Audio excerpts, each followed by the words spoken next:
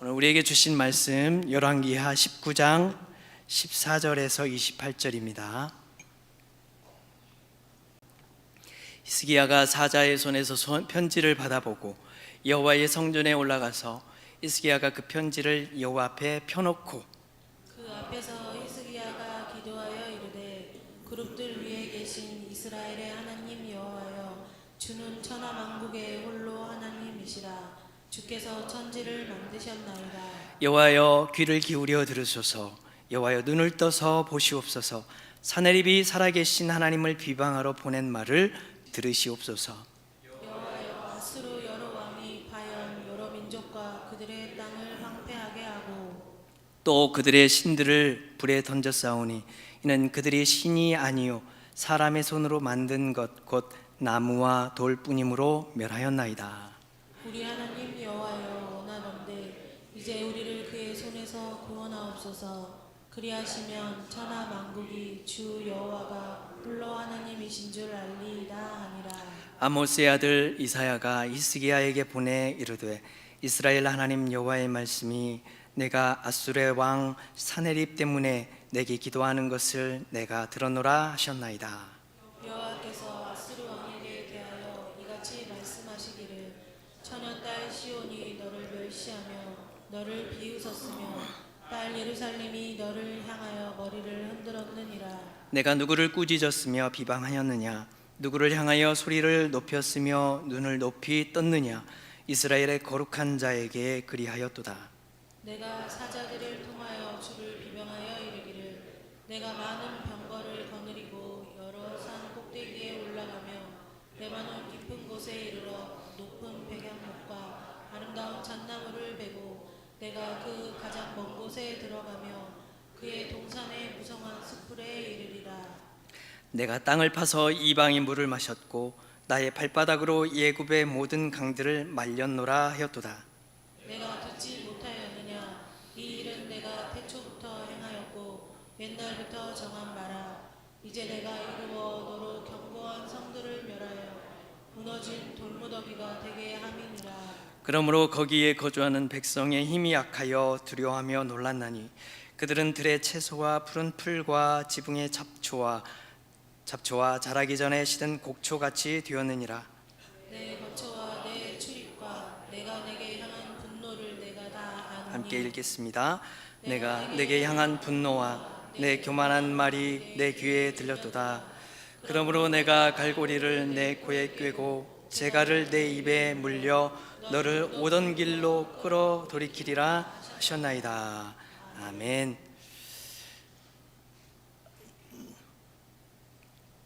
우리는 위급한 상황이 되면 우리는 함께하는 성도님들, 지체들과 기도의 동역자들에게 기도를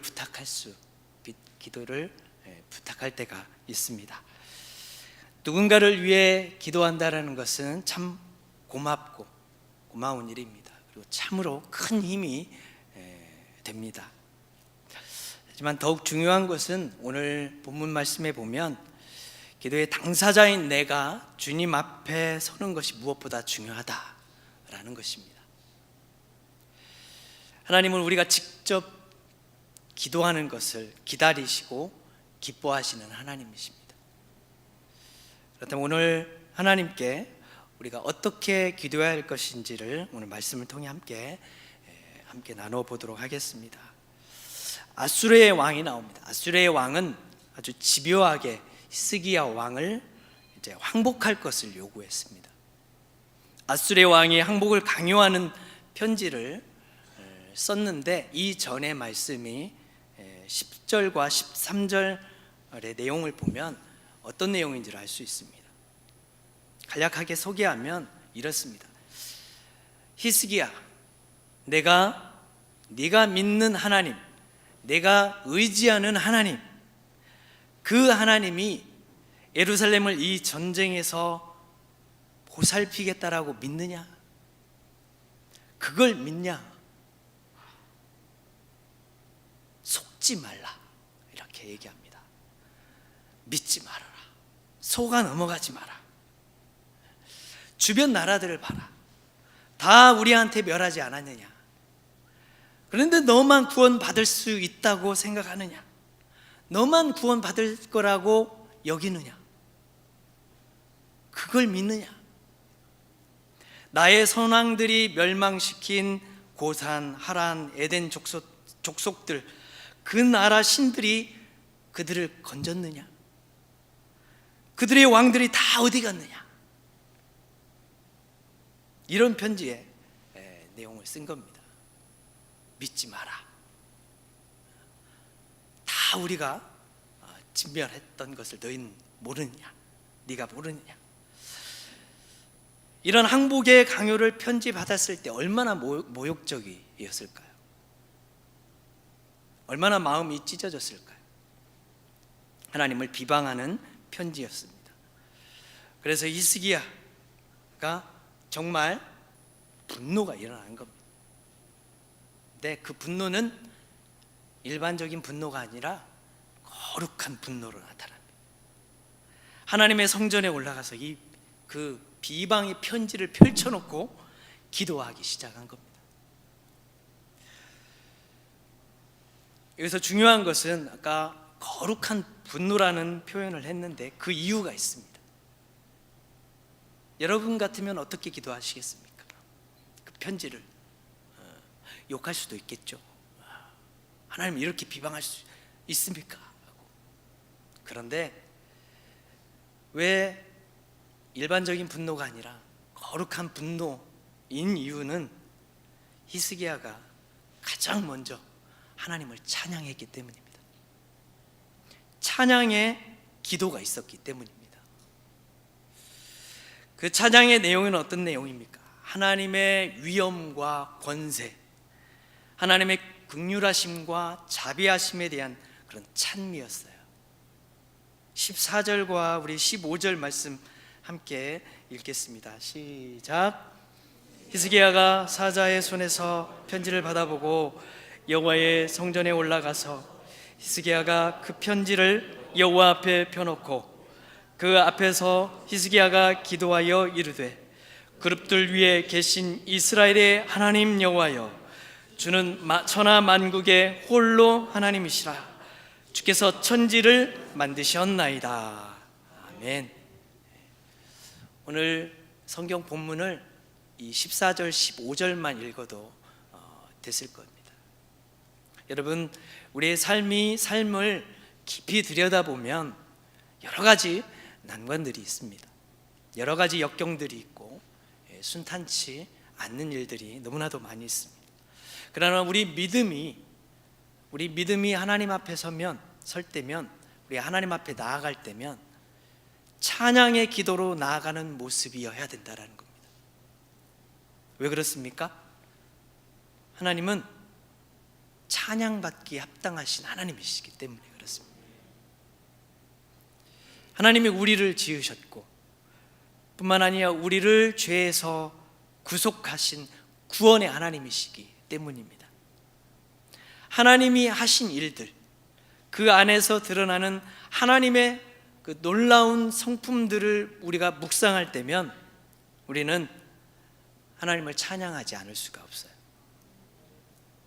찬양하지 않을 수가 없습니다. 여러분 잘 아십니다. 제가 이렇게 손을 뻗으면 여러분이 그 다음에 쫙 나와야 돼요. 날 위하여 십자가에 구속함을 받은 우리. 그렇죠. 네. 찬양하셔야 합니다. 하나님의 생명의 말씀, 은혜의 말씀 끊임없이 듣는 우리 어찌 찬양. 그렇죠. 좀 재밌게 해보려고 했는데 3절에 또 있죠. 여러분 뭐라고 합니까? 늘 깨어서 기도하고 주님만을 기다리니. 그렇죠. 우리가 찬양하지 않을 수 없다라는 거예요. 또 있어요. 또 찬송가 죄짐 맡은 우리 구주. 이런 진실하신 친구 찾아볼 수 있을까? 우리 약함 아시오니 어찌 아니하될까.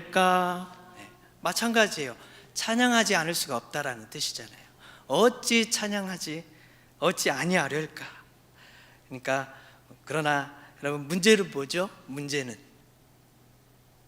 사람들이 어찌하여 아랠 줄을 모르냐는 거예요.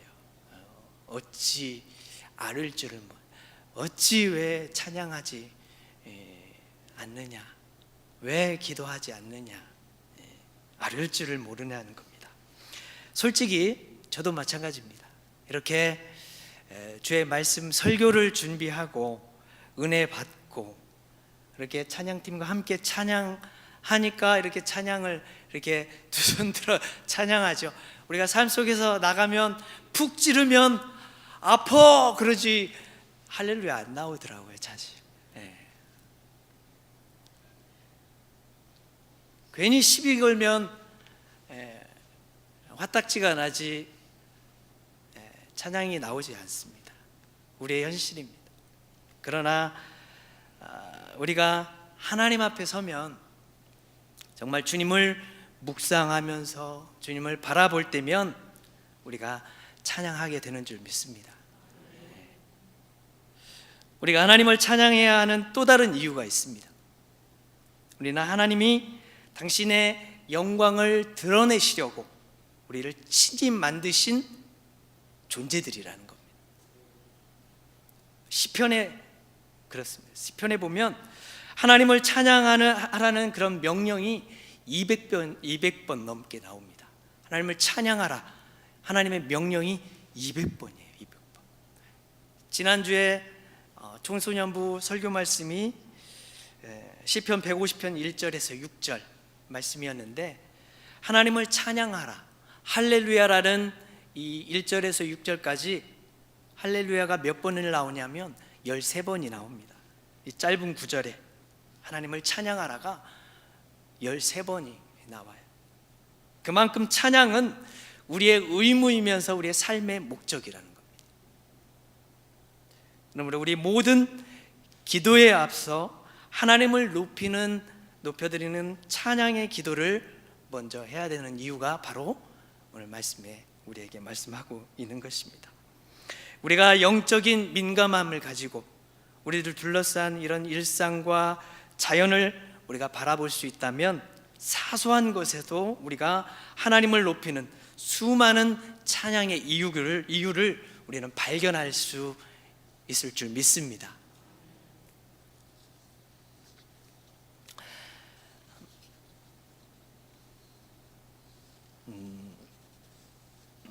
그렇게 우리는 하나님을 찬양하는데 우리의 삶에서 놓치는 일이 없이 늘 끊임없이 찬양해야 됩니다.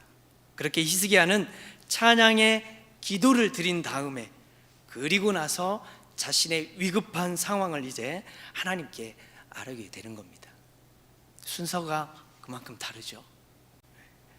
히스기야는 아수르의 군사력 앞에 정말 바람 앞에 등불이었어요.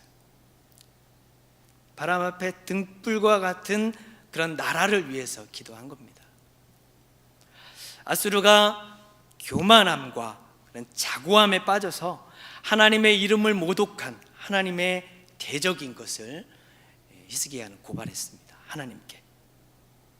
그리고 하나님의 적군을 물리치시고 구원의 은혜를 베풀어 주시기를 하나님 앞에 간절히 요청하기 시작했습니다.